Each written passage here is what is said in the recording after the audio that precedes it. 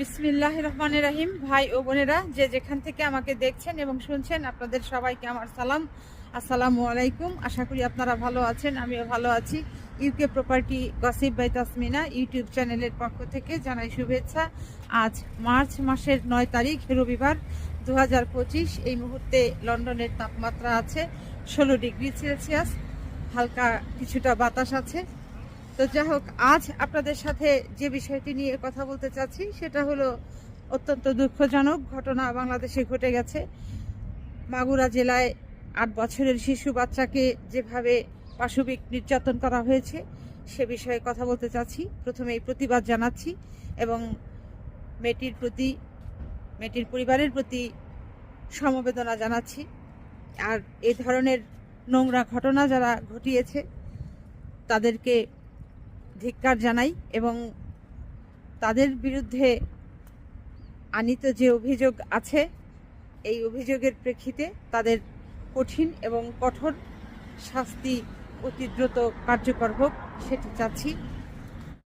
আজ যে ছোট বোনটিকে নিয়ে কথা বলছি, এই ছোট বোনটার মূল বিষয়টা হচ্ছে এরকম যে এই ছোট বোনটির নাম হচ্ছে আসিয়া, যার বয়স মাত্র 8 বছর। সে তার 14 বছর বয়সী বোনের বিয়ে হয়েছে, সেই বোনের বাড়িতে বেড়াতে এসেছিল। বেড়ানো শেষ করে সে বাড়িতে চলে যাবে, তখন তার মা বলেছিল যে আজ রাত্রিটা থেকে তুমি তার পরের দিন বাড়িতে চলে এসো।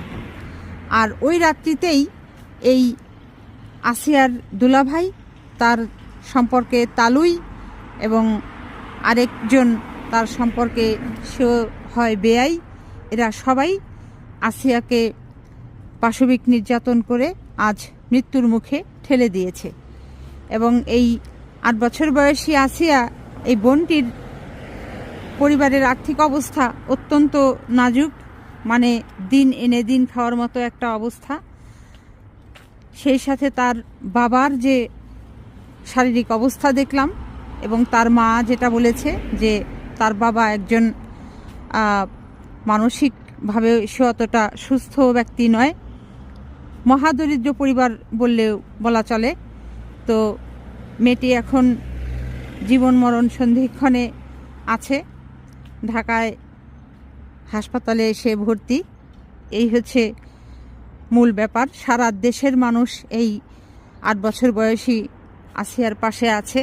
তারা এখন যারা ঘাতক তাদের গ্রেপ্তার করা হয়েছে, দ্রুত বিচার হয়তো করা হবে এবং তাদের দৃষ্টান্তমূলক শাস্তি কামনা করছে পুরো বাংলাদেশবাসী এবং বাংলা ভাষাভাষী বাংলাদেশিরা পৃথিবীর বিভিন্ন দেশে ছড়িয়ে ছিটিয়ে আছে। তারাও এই ঘটনার নিন্দা করছে এবং মেয়েটির জন্য সকলেই দোয়া করছে যে আল্লাহ যেন তাকে দ্রুত সুস্থ করে তোলে। আসলে বাংলাদেশে নারীদের ওপর, তারপর শিশু কন্যাদের ওপর পূর্বেও এরকম অত্যাচার নির্যাতন হয়েছে, এখনো হচ্ছে। বিগত আওয়ামী সরকারের শাসনামলে গত 15-16 বছরে যে পরিমাণ নারী হত্যার শিকার হয়েছে, তারপর শিশু কন্যা হত্যার শিকার হয়েছে, এটি গুণে শেষ করা যাবে না।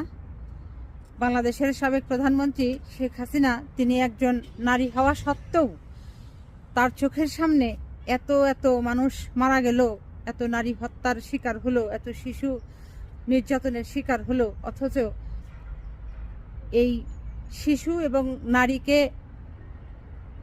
রক্ষা করবার জন্য শক্ত কোনো আইন তিনি করেননি এবং যতটুকু আইন ছিল সেগুলোর প্রয়োগ তিনি বাস্তবে করেননি। বরং দেখা গেছে যে অনেক অপরাধী পার পেয়ে গেছে বিভিন্ন আইনের ফাঁক ফোকর দিয়ে। গত 3-4 ঘন্টা আগে একটি খবর দেখলাম বাংলাদেশের, যেখানে বাংলাদেশের বর্তমান অন্তর্বর্তী সরকারের যিনি আইন উপদেষ্টা জনাব আসিফ নজরুল সাহেব, তিনি একটি ঘোষণা দিলেন সাংবাদিকদের সামনে যে পূর্বে নারী এবং শিশু নির্যাতনের যে আইন ছিল সেই আইনের কিছুটা পরিবর্তন এনেছে, পরিবর্ধন করেছেন। তো যে জিনিসটি আমার ভালো লাগলো সেটা হলো যে পূর্বে নারীকে কিংবা কোনো শিশুকে যদি কেউ ধর্ষণ করে তাহলে সেই ধর্ষকের 180 দিনের ভিতরে বিচার হওয়ার কথা ছিল, এবং 180 দিনের মধ্যে যদি বিচার না হতো তাহলে হয়তো সেই ধর্ষক জামিন পেয়ে যেত। কিন্তু বর্তমান আইন করেছে যে 180 দিনের পরিবর্তে মাত্র 90 দিনের মধ্যে এর বিচার কার্যক্রম শেষ করতে হবে, সেই সাথে ধর্ষকের কোনো জামিন হবে না। এটি একটি ভালো খবর। তো আশা করি একদিনেই তো আসলে সব আইন করে সব কিছু বন্ধ করা যাবে না।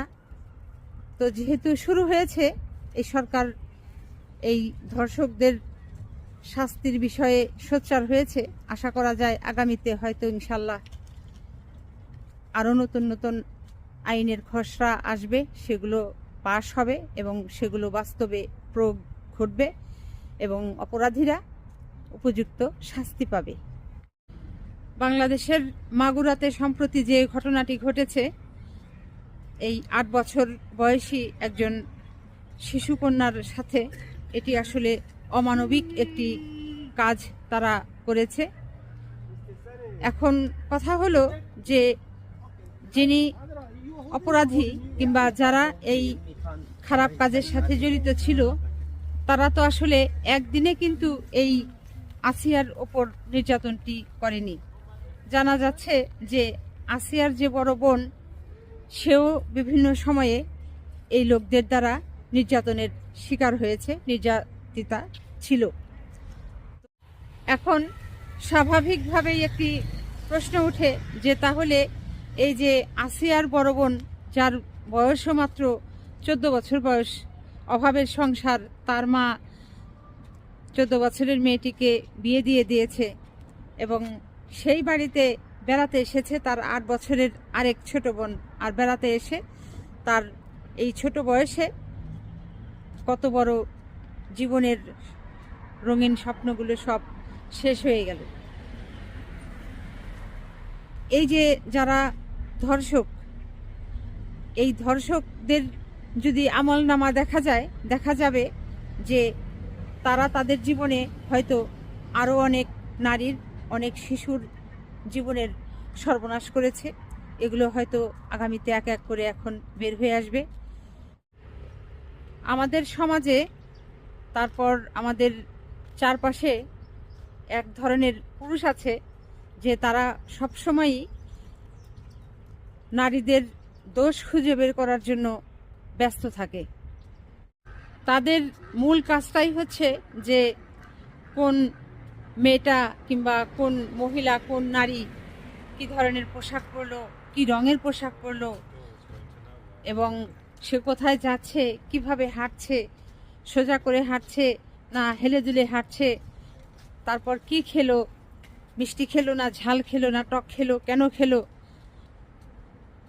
খুব বেশি কি সাজুকাজু করলো নাকি করলো না, করলে কেন করলো কিংবা না করলে কেন করলো না। মানে তার আর কোনো খেয়ে দিয়ে কাজ নেই, তার কাজ ওই একটাই, ওই মহিলাদের, নারীদের পিছনে লেগে থাকা।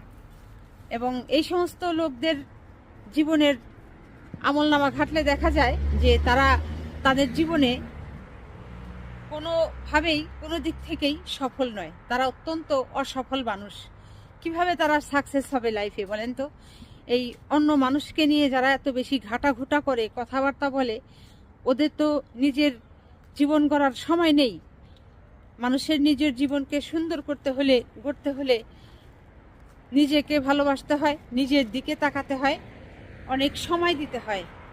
আর ওই লোকগুলো তো সময় দেয় হচ্ছে অন্য মানুষদের পেছনে, তাদের গীবত নিয়ে তারা সবসময় ব্যস্ত থাকে, যে কারণে এই লোকগুলো তাদের বাস্তব জীবনে শতভাগ অসফল ব্যক্তি। তো কথাগুলো বলছি এজন্য যে এই টাইপের লোকগুলো কিন্তু একটা সময়ে একা হয়ে পড়ে। কেন হয়ে পড়ে? যে মানুষ তার এই চরিত্রের কারণে, এই ধরনের স্বভাব খাসিলতের কারণে সব মানুষ এক এক করে তাকে কিংবা তাদেরকে মানে দূরে সরিয়ে দেয়, তাদের সঙ্গ তারা ত্যাগ করে ফেলে। আর মানুষ যখন একা হয়ে যায় তখন তার আর কাজ কি, তখন সে ওই যা ইচ্ছা তাই করতে পারে, এরকম একটা মনোভাব নিয়ে সে সামনের দিকে আগাতে থাকে, জীবন চালাতে থাকে। আর ওই সময়ে তারা কি করে, অধিকাংশ লোকগুলোই এই সমস্ত আজে বাজে কাজের সাথে জড়িত হয়, সম্পৃক্ত হয় এবং মানুষের জীবনকে তারা মৃত্যুর মুখে ঠেলে দেয়।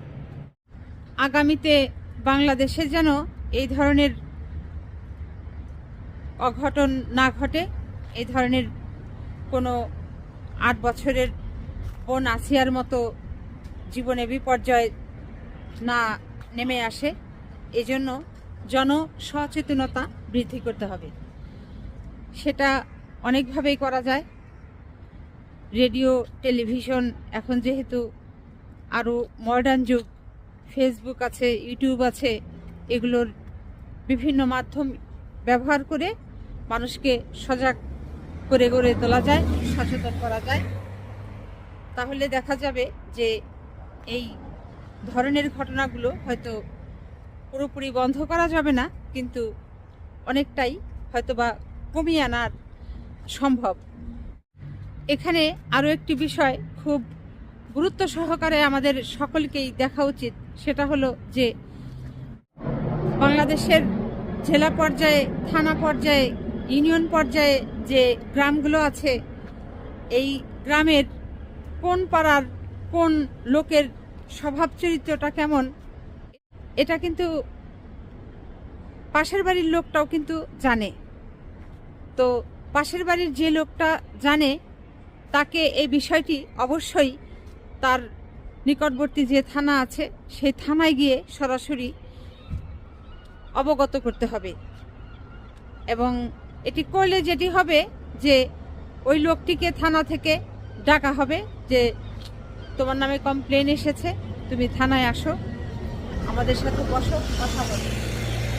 এবং থানাগুলোকে খুব স্বাভাবিক হতে হবে পুলিশদের, কারণ পুলিশের কাছে মানুষ যেতে চায় না হচ্ছে যে ওখানে গেলে আবার আর এক বিপদ। পুলিশ তার কথা শুনে দেখা যাবে যে পুলিশ আবার যারা বিচার চেতে যাচ্ছে তাদের উপরে আবার পাল্টা বিরূপ আচরণ না করে। এ কারণেই কিন্তু বাংলাদেশের পুলিশের কাছে মানুষ আসলে বিভিন্ন রকমের অত্যাচারের শিকার হয়েও, জুলুমের শিকার হয়েও যেতে চায় না।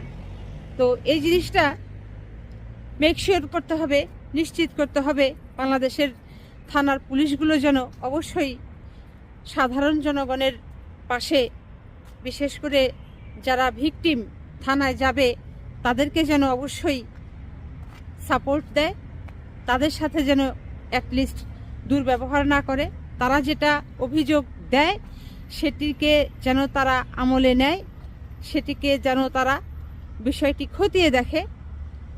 তাহলেই দেখা যাবে যে এই ধরনের প্রতারকদের, এই ধরনের শয়তান লোক যারা আছে, খারাপ কুচক্রি মহলের সদস্য যারা আছে, তাদেরকে দমন করা কিংবা নির্মূল করা সহজ হবে, সম্ভব হবে। তো আজ এখানেই শেষ করব। সবাই ভালো থাকবেন, সুস্থ থাকবেন এবং আমার জন্য দোয়া করবেন। আমার এই চ্যানেলটিতে লাইক, কমেন্ট, শেয়ার এবং সাবস্ক্রাইব করবেন। আসসালামু আলাইকুম, আল্লাহ হাফেজ।